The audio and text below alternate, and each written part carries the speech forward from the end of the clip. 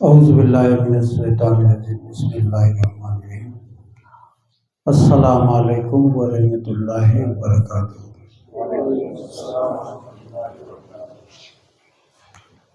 દરેક વાતની કામયાબી માટે એ તરીકત સૈયદી સરકાર અલ્હાજ સૈયદ મોહમ્મદ દાदा बापू रहमतुल्लाह अलैह अपने સૌને કીધું છે કે દરૂદ શરીફથી શરૂ કરો, તો આપણે પણ આપણી વાત દરૂદ શરીફથી શરૂ કરશું. અલ્લાહુમ્મા સલ્લી અલા સય્યદના મુહમ્મદિન વ અલા આલિ સય્યદના મુહમ્મદિન વ બારિક વસલ્લિમ. આસરાણા ગામના આપ સૌ સૈયદ મોહમ્મદ દાदा બાપુ રહેમતુલ્લાહ અલૈહના સાહબાવાળા આપ સૌ છો. બાપુની જે તહેરીક હતી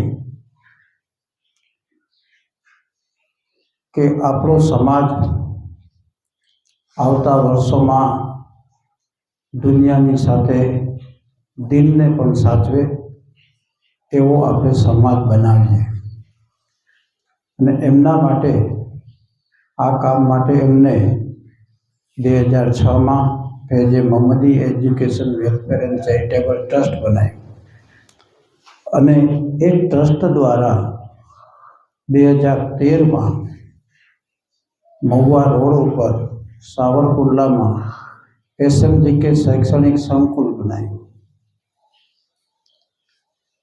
જો બાપુ ધારે તો આવડા મોટા સંકુલના બદલે કદાચ 100 જેટલી મસ્જિદ બની શકે, પણ એવું એમને ન વિચાર્યું. એમની વિચારસરણી અમે એમની સાથે 6 થી 7 વર્ષ રહ્યા છીએ. જ્યારે આપણું વિચારવાનું પૂરું થાય કે આ કરવું જોઈએ, તે કરવું જોઈએ, પેલું કરવું જોઈએ, પછી એમની જે રજૂઆત આપણે સાંભળશું ત્યારે આપણને એવું લાગે કે આપણને આ વાતની તો ખબર જ નથી. એમની આ સોચને આધારે એમને શૈક્ષણિક સંકુલ બનાવ્યું, અને એ શૈક્ષણિક સંકુલમાં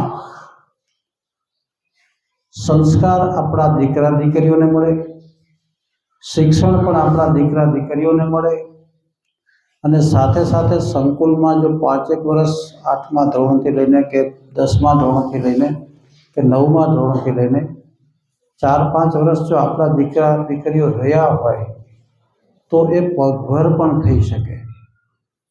3 શબ્દો ખાસ સમજજો. શ્રેષ્ઠ સંસ્કાર આપણે આપવા છે, શ્રેષ્ઠ શિક્ષણ આપણે આપવું છે, અને આ બંનેને કારણે એ પોતાના પરિવારને સુખી રાખી શકે, એ પગભર થઈ શકે એવી વિચારસરણી બાપુની હતી. અને અલ્હમ્દુલિલ્લાહ આ સંકુલમાં આપણે એ 3 બાબતોને વધુને વધુ કેમ આપણે દીકરા દીકરીઓને સફળ બનાવી શકીએ તેના માટેનું આયોજન આપણે કરીએ છીએ. સંસ્કારની આપણે વાત કરીએ તો દિલની તાલીમ આપણા દીકરા દીકરીઓને મળવી જ જોઈએ, કારણ કે શરીયત, એખલાક, હદીસ, કુરાન શરીફ આ બધી જ બાબતો આપણને સંસ્કારી બનાવવા માટે છે, અને એના માટે ત્યાં દિલની તાલીમ પણ આપણે આપીએ છીએ. આલિમા બની શકે, આલિમ બની શકે, હાફિઝ બની શકે, કારી બની શકે, આ બધી જ તાલીમ આપણે આપીએ છીએ.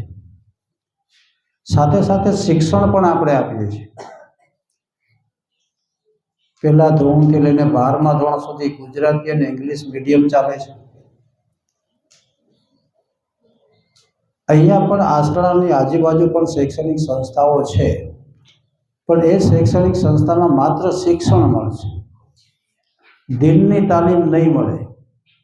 મા બાપ સાથે કેમ રહેવું, ભાઈ બહેન સાથે કેમ રહેવું, પરિવાર સાથે કેમ રહેવું, સમાજ સાથે, દુનિયા સાથે આપણા ઇસ્લામના દાયરામાં રહીને કેવું વર્તન કરવું, એવી તાલીમ બીજી શૈક્ષણિક સંસ્થામાં નહીં મળે. એ આપણી SMGK શૈક્ષણિક સંકુલમાં મળશે. એટલે એ વાત આપણે અગત્યની છે. શિક્ષણ આર્ટ્સ, કોમર્સ, સાયન્સ કોલેજ પણ છે. 12 સાયન્સ કોલેજમાં ઓછામાં ઓછા અત્યાર સુધીમાં લગભગ 6 વર્ષ થયા 15 દીકરા દીકરીઓ ડૉક્ટર બન્યા છે, 20 જેટલા દીકરાઓ એન્જિનિયર બન્યા છે, ઉપરાંત બીજી સરકારી કચેરીઓમાં કે શિક્ષકોમાં ઘણા બધા છે. આપ ક્યારેક સંકુલે આવશો તો આપને હું લિસ્ટ આખું બતાવીશ કે છેલ્લા આ 8 વર્ષમાં કેટલા જગ્યાએ કેટલા આપણા દીકરા દીકરીઓ અહીં તૈયાર થઈને સરકારી નોકરીઓમાં ગોઠવાયેલા છે. બીજી અગત્યની વાત એ કરું કે આપણા જે દીકરાઓ છે 10 વર્ષ સુધી આપણે ઘરે સાચવીએ, 10 વર્ષથી લઈને 18 વર્ષ, એ 7-8 વર્ષ એવા છે કે જો આપણે એનું ધ્યાન નહીં રાખીએ, એના હાથમાં મોબાઈલ આવી જશે, એને ઘરમાં ટીવી જોવા મળશે, એને મિત્રો શેરીમાં મળશે, આખો દિવસ બહાર રખડશે ફરશે, અને જો આપણે ઘરે તો એના માટે સમય આપવાનો ટાઈમ છે જ નહીં. કારણ કે 2 છેડા ભેગા કરવામાં જ આપણે સવારના 6 થી રાતના 10 વાગી જાય છે. એટલે એને શું ભણ્યા, શું બધું કર્યું એ કોઈ જોવાનો આપણને ટાઈમ નથી. અને એ દીકરા દીકરીઓની માતાની મા પણ જે છે એ પણ એટલી ભણેલી નથી હોતી કે એને શિક્ષણમાં મદદ કરી શકે. તો આના માટે આપણે આ શૈક્ષણિક સંકુલ જે બાપુએ બનાવ્યું છે એનો ઉપાય છે કે એ 10 વર્ષથી લઈને છેક 18 વર્ષના થાય ત્યાં સુધી એ ત્યાં સચવાય છે, ભણે છે, શિક્ષણ સંસ્કાર પગભર થાય તેવી તાલીમ આપણે એને આપીએ છીએ. અને એ 5-7 વર્ષ જો આપણે એને નહીં સાચવીએ તો સમજી લેજો કે આવનારા 50 વર્ષ સુધી આપણે એને સાચવવા પડશે. કારણ કે એની પાસે એટલી તાકાત નથી કે આપણે જેટલી ખેતી મજબૂતાઈથી કરી શકે. એ ભાગ્યા રોકશે, ભાગમાં આપશે, પોતે જાતે મહેનત નહીં કરી શકે. તો આ દીકરાઓને જો 5 વર્ષ ત્યાં રાખીએ તો સંસ્કાર મળે, શિક્ષણ મળે અને 50 વર્ષ સુધીની આપણી ચિંતા ટળી જાય. અને જો એ ધ્યાન નહીં રાખો તો પરિસ્થિતિ આવશે કે બાકીના 50 વર્ષે હાંચવવા પડશે, એને લગ્ન નહીં કરાવશું, એના પરિવારે વધશે, એ બધાની જવાબદારી આપણી થશે. જરાક ગંભીરતાથી વિચારો કે ઘણી કોમે આવા શૈક્ષણિક સંકુલને ઈદારાઓ બનાવ્યા કે જેમાં પોતાના સમાજને અનુલક્ષીને શિક્ષણની તાલીમ આપી, અને એ સમાજ અત્યારે ખૂબ ખૂબ આગળ છે. સરકારી તંત્રમાં જુઓ, ક્યાંય વહીવટમાં જુઓ, તે જગ્યાએ જોશો તો એ સમાજ છે એ આગળ છે.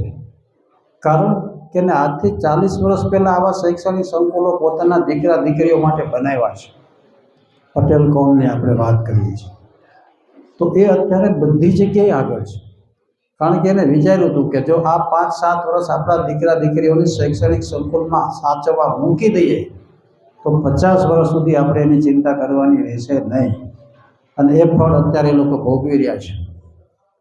જ્યારે આપણો સમાજ જે છે આ 5 વર્ષ વિચારતું જ નથી, શેરીમાં ભલે રમે, મોબાઈલ ભલે રહે, 5 વર્ષ ક્યારે પૂરા થઈ જાય એ આપણને ખબર નથી હોતી. અને એ જ સમય એવો છે કે એને સંસ્કાર, શિક્ષણ અને એમાં રોકવાનો સમય છે. એટલે આપ સૌ વડીલો ખાસ ગુજારિશ છે કે આ 5 વર્ષ સંકુલમાં મૂકો તો 50 વર્ષની આપણી ચિંતા નહીં રહે.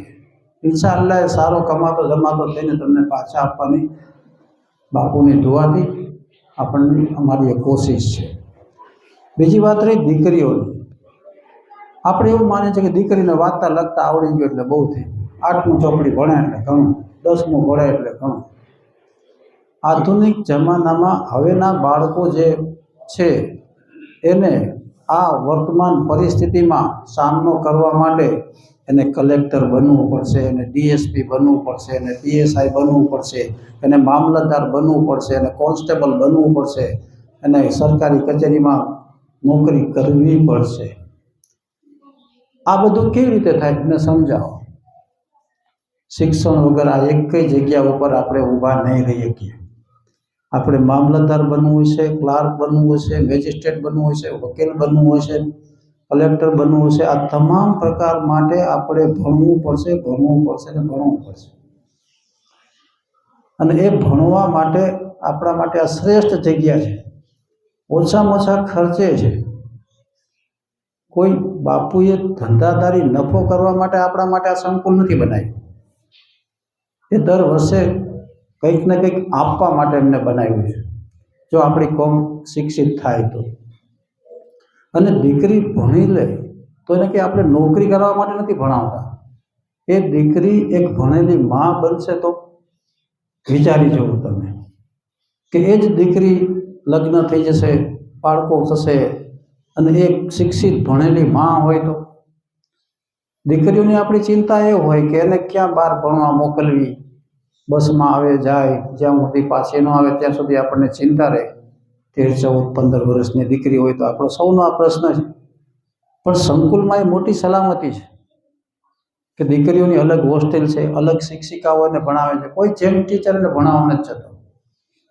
અને છતાંય આપ સૌની દુઆથી અલ્હમ્દુલિલ્લાહ 100% પરિણામ અમે આપીએ છીએ. 10માનું 100%, 12માનું 100%, કોલેજનું 100%. આથી વિશેષ આપણે કઈ અપેક્ષા રાખીએ? બધા છોકરાઓ પાસ થઈ જાય, બધી દીકરીઓ પાસ થઈ જાય, સારા માર્કે પાસ થાય છે. ત્રીજી અગત્યની વાત કે આપણા બાળકોની પાસે સ્કિલ, ટેકનિક તો છે. અલ્હમ્દુલિલ્લાહ અલ્લાહે તાકાત આપી છે કે ટેકનિકલમાં આપણને કોઈ પહોંચી શકે એમ નથી. પકડ પાના ડિસમિસ આપી દો તો એ છોકરો આરામથી સાંજે 500 રૂપિયા લઈ આવી શકે એમ છે. તો આપણી પાસે એ પણ સગવડતા છે. એનસીયુટી એફિલિએટેડ AR અલાના ITI છે કે જેમાં ઇલેક્ટ્રિશિયન, ટર્નર, ફિટર, વેલ્ડર, ઘરના રિપેરિંગ, એસી, ફ્રીજ, પંખા રિપેરિંગ આપણા બાળક કરી શકે તેવા તાલીમ આપીએ છીએ. અને ભણતા એ તાલીમ આપીએ છીએ. 7મું, 8મું, 9મું, 11મું ભણતા હોય તો એને આવું બધું વાયરિંગ, એસી, ફ્રીજ, પંખા બધું રિપેર કરતા શીખવાડી છે ફ્રીમાં, કોઈ ચાર્જ નથી એનો. કે ભણવું તો છે જ, પણ સાથે સાથે આવું નાના ઘરનું આપણું રિપેરિંગ કામ હોય તો એ જાતે કરી શકે. એક સ્વિચ બોર્ડ બગડી ગઈ છે, એક સ્વિચ બગડી ગઈ છે તો એ આરામથી રિપેર કરી શકે. આવી તાલીમ પણ ત્યાં આપીએ છીએ. ઉપરાંત જો એ અહીંયા આગળ આસરણામાં ક્યાંક સારો કારીગર હોય તો એ કારીગર માટે એક સર્ટિફિકેટ જોઈએ છે, NCVT ITIનું. તો એ સર્ટિફિકેટ આપણે અહીંયા એમ નામ આપીએ છીએ, નામ લખી લે, પરીક્ષા દેવા એને આવવાનું, પરીક્ષામાં 100% પાસે કરી દે છે. અલ્હમ્દુલિલ્લાહ થઈ શકે છે. એની પાસે સ્કિલ, આવડત તો છે જ, પણ સર્ટિફિકેટ નથી. તો એ સર્ટિફિકેટની પણ વ્યવસ્થા આપણા સંકુલમાં છે કે જો એ સર્ટિફિકેટ હોય તો એને દુનિયાના કોઈ પણ દેશમાં નોકરી મળી શકે. આખું સાઉદી અરેબિયા આપણા માટે તૈયાર છે કે આવો, જો તમે દિનને જાણતા હોય, દુનિયાવી તમારામાં આવડત, સર્ટિફિકેટ છે તો અમે તમને નોકરી આપવા તૈયાર છીએ. તો અલ્હમ્દુલિલ્લાહ આપ વિચારો કે કેટલી બધી બાપુની સોચ છે કે આપણા દીકરાઓને સંસ્કાર મળે, શિક્ષણ મળે અને પગભર થઈ જાય એવી કેળવણી મળે. આ બધી જ વસ્તુ બીજે ક્યાંય મળે એમ નથી. કોઈ બીજી શાળાઓ કે બીજી સંસ્થાઓ એવી ગેરંટી નહીં આપે કે તમને નોકરી અમે અપાવી દઈશું. તો અહીંયા આગળ તમને આખું સંકુલે આવજો ક્યારેક, આખું લિસ્ટ બતાવી છે કેટલા છોકરાઓ અહીંથી ગયા ને ક્યાં ક્યાં નોકરી કરે છે. કારણ કે બાપુની સોચ હતી કે આપણે ત્રણેયની જરૂર છે. વર્તમાન સ્થિતિમાં કાયદાઓના જાણકારની આપણે જરૂર છે. કાયદાઓ નહીં જાણીએ તો આપણી માટે મુશ્કેલી અવારનવાર ઊભી થવાની જ છે. એવા નવા કાયદાઓ ઊભા થશે કે જેમાં આપણને ખબર જ ન પડતી હોય. તો આ બધા માટે શિક્ષણ મેળવવા માટેનો પ્રયત્ન કરો. ઇન્શાઅલ્લાહ કોશિશ કરો કે આ ગામમાંથી એક પરિવારમાં માનો કે 3 ભાઈઓ છે, એના 6 બાળકો છે, તો કમસે કમ એ 6માંથી એક બાળકને તો સંકુલે મોકલો તો એ આખા કુટુંબની જવાબદારી લઈ લે છે.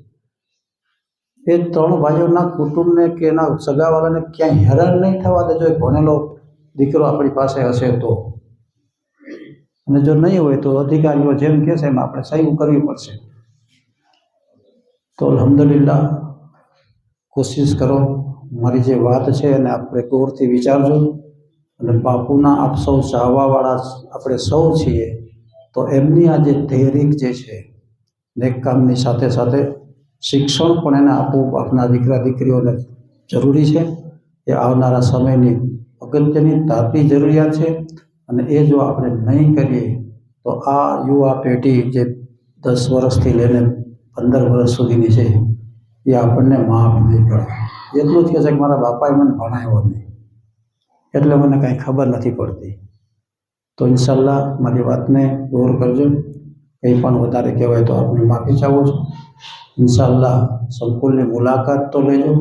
મુલાકાત એટલે ખાલી બહારથી નહીં, અંદર શું છે, કોમ્પ્યુટર લેબ છે, બાયોલોજીની લેબ છે, કેમિસ્ટ્રીની લેબ છે, ITI છે, જબરજસ્ત અંદર વ્યવસ્થા છે.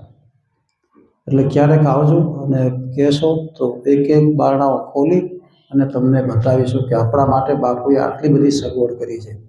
લાખો રૂપિયાની કોમ્પ્યુટર લેબ છે, લાખો રૂપિયાની સાયન્સની લેબ છે, લાખો રૂપિયાની ડિજિટલ પ્રોજેક્ટર ઉપર ભણવાની વ્યવસ્થા છે. એ અંદર આપ ખોલશો તો તમને મળશે. આપે મારી વાત સાંભળી એ બદલ આપ સૌનો ખૂબ ખૂબ શુક્રિયા. અસ્સલામુ અલૈકુમ વ રહમતુલ્લાહિ વ બરકાતુહુ.